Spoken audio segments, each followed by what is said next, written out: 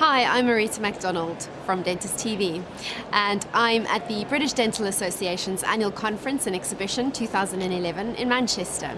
And I look forward to interviewing some of the speakers, exhibitors, and key opinion leaders at the show.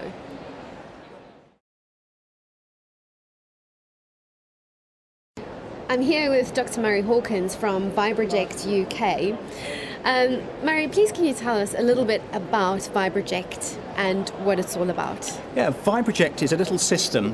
It's a little clip you put on your anaesthetic syringe. It works on any dental anaesthetic syringe. Okay. When you turn it on, you get a vibration transmitted through the needle. So there are two messages being transmitted to the patient's brain. They're getting the vibration message and also the pain of the needle going in and the fluid going into the gum. The vibration message travels faster than the pain message. So basically the brain only feels vibration. Right, okay. Because it's quite prominent for dental patients to have a real phobia for needles. How widespread is it? 25% of patients say that they have a fear of needles, okay. And 10% have such a big phobia, a full-blown phobia, that they won't go to the dentist until they're absolutely in agony. Okay. And so this takes away from that by taking the pain out, because there's the fear that's based on the pain that exactly. they'll experience. We even treat needle phobics this way. Okay. And on our website there's actually a lad who is a full-blown needle phobic who has his treatment with Vibroject. Okay. And he can get around it. Okay, so in a nutshell, can you explain to dental professionals who are watching this exactly how that can work in their practice and how they can use it on patients who are particularly scared of needles? Right. Well, I think there are two techniques, one for children and one for adults.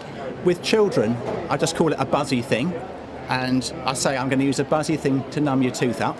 I turn it on, I let them hold it, and then I take it back and I put it in their mouth exactly where I'm going to inject.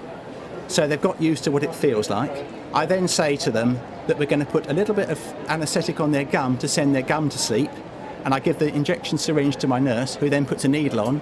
It comes round the back behind the chair, and I lift their lip up and it goes straight in, and it feels to them just like it felt before it had a needle on, and they don't even notice they've had an injection. Okay. In fact, quite often I've got the mother watching, because I normally have the parent sitting opposite, and often mums say, was that instead of an injection? And they've got to watch me give an injection. Okay. So that's the technique I use with kids. Yes. With adults, I often just call it a TENS machine. It isn't technically a TENS machine, but people know the concept and they're happy with that. That's a quick explanation. If they want to know a bit more, I explain exactly how it works, with the vibration message going faster than the pain message. Okay. And how much do these pain-free local anaesthetic devices cost? Well, that's the great thing about them. They're really cheap. The basic model with disposable batteries is only £299. That's full up, no VAT on top. The rechargeable one, which is what I use in my own practice because I think it's more convenient, is £341. Murray, thank you very much for talking to us. Thank you very much. I'm speaking with Dr. John Milne, who is the chair of the BDA General Dental Practice Committee. John, based on the new reforms in dentistry that are taking place, what are the delegates saying? What have you picked up in discussions today? Well, the delegates are confirming what we've known for quite a long time, which is that the profession is keen for there to be reforms. The 2006 contract, it hasn't worked for patients, it hasn't worked well for dentists, and there's clearly an appetite for something new and something that's better.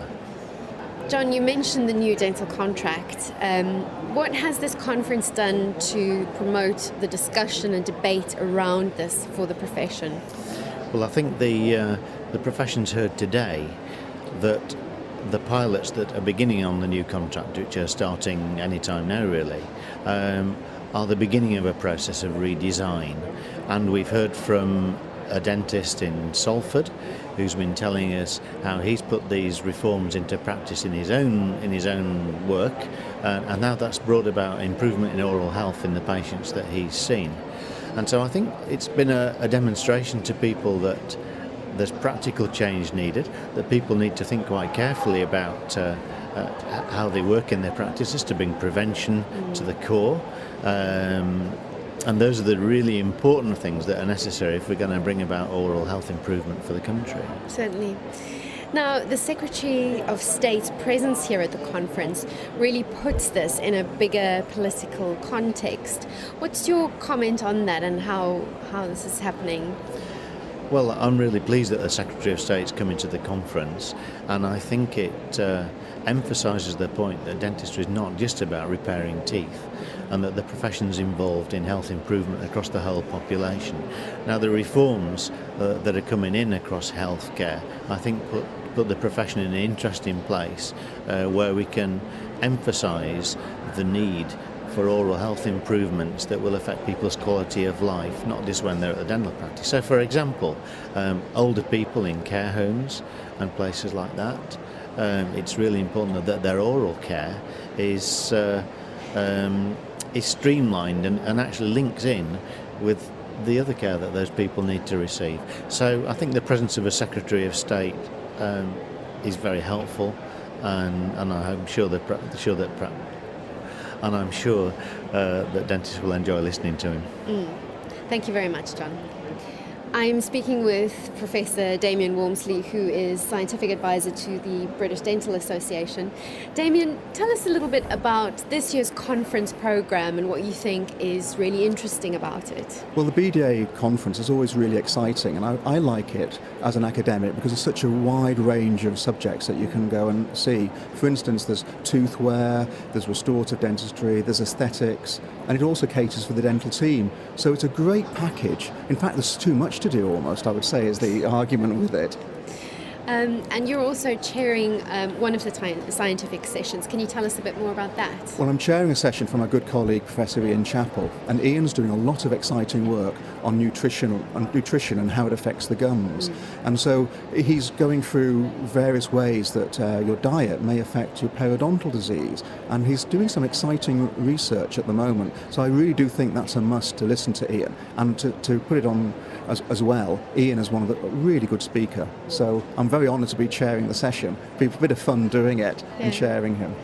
Okay, and anything else on the programme that you would consider to be an absolute must-see for dental professionals who are attending the conference? That's a difficult one because there's so much to see. Even in this exhibition hall, there's just so many things that you can dip. It's rather like a box of chocolates. I mean, that as a dentist saying that is probably not a good thing to say, but it is. It's a treat. You just pick what you want. I mean, I went through the programme one night and made sure I had a list and going through things. So, but I'm not even keeping to that because I've been sidetracked by so many other good things that are happening.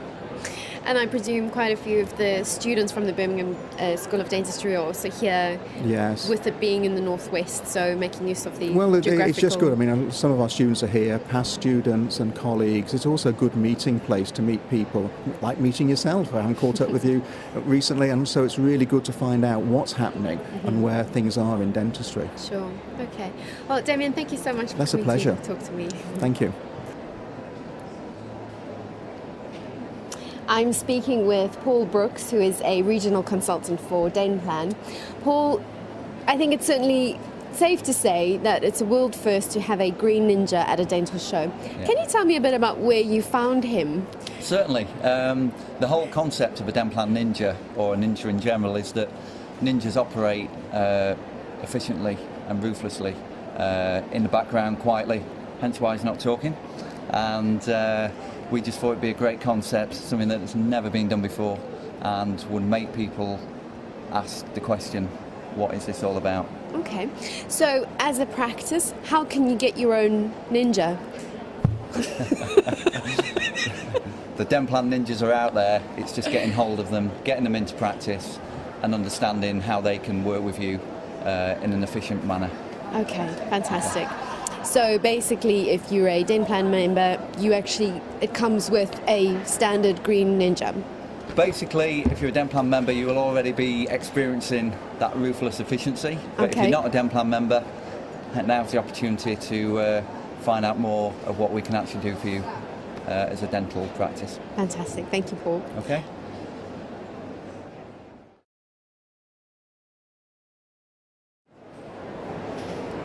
That's it for this show here at the BDA Conference and Exhibition in Manchester. I look forward to seeing you on the next episode of DentisTV.